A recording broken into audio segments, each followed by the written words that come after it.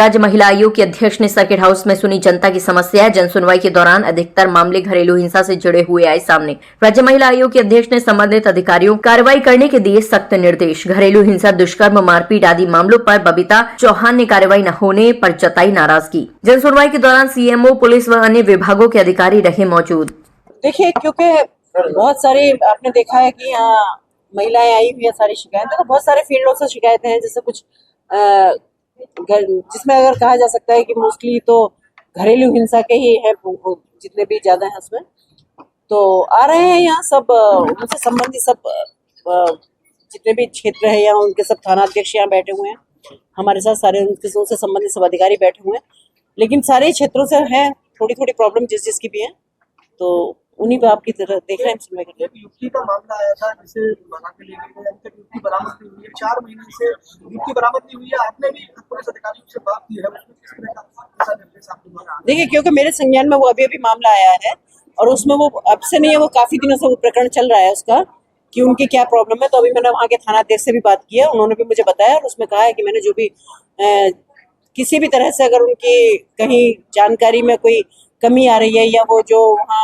मतलब किस वजह से उनको लड़की नहीं मिली है या उनके साथ और भी जो प्रॉब्लम है वो कैसे दूर नहीं हो रही, मैंने अभी थानाध्यक्ष से रिपोर्ट मांगी भी जताई थी कि 4 महीने में आखिर क्यों बरामद नहीं हुई, इस पर किस तरह का एक्शन? अब उनका कहना कुछ और था कि वो लड़की को लड़की का चाचा बेच देता है, बार बार ये होता है, पर मेरा मानना यह है कि बार बार कैसे बेच देता है, जब वो एक बार जाके भी वापस ही नहीं आई है तो लड़की को कैसे बेच देता है। तो मैंने रिपोर्ट मंगाई है उनसे, वो रिपोर्ट मुझे देंगे तो मैं आपको बताऊंगा। वो मामला ये है कि एक लड़का है घर में, वो नालायक किस्म का लड़का है छोटा, और उसने अपनी माँ को सारी जमीन वमीन लिखवा ली और वो शायद माँ को मारना चाहता है। बड़े बेटे के पास माँ भेज दी। पिछले 1 महीने पहले मेरे पास आया था, तब भी मैंने थानाध्यक्ष से बात की थी, लेकिन मुझे समझ में नहीं आया कि अभी तक इस केस पे कार्रवाई क्यों नहीं हुई, क्योंकि उस लड़के के द्वारा अपनी माँ का हाथ भी तोड़ दिया गया। बड़ा भाई उसको रखता है तो वो उसको भी मारता है, और बहुत सीधे शरीफ से लोग हैं तो वो बड़े वाले की भी जमीन वमीन जो थोड़ी बहुत उसको भी लेना चाहता है। तो मुझे अभी मैंने बात की है उनसे, तो मुझे समझ में नहीं आया कि इसमें क्यों नहीं हुआ। मैं उसमें तुरंत संज्ञान लूंगी और उसमें अभी कार्रवाई कराऊंगी।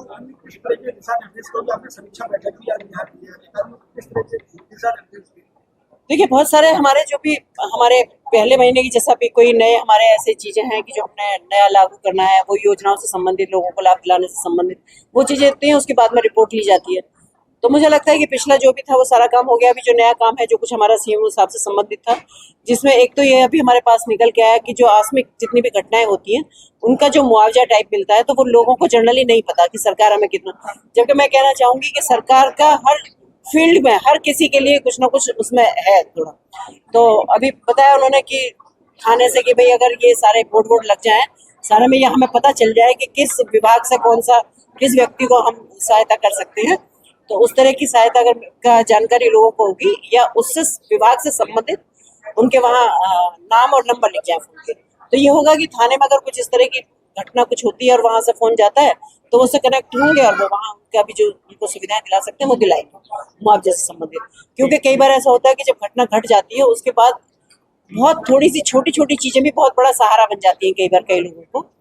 नंबर 2 था कि हमने अभी सीएमओ साहब से कहा है कि जो एज सर्टिफिकेट है, यह प्रॉब्लम थी कि जो बड़ी एज की महिलाएं उनके सर्टिफिकेट नहीं बन पाते और वो उनको कई बार चक्कर लगाने पड़ते हैं,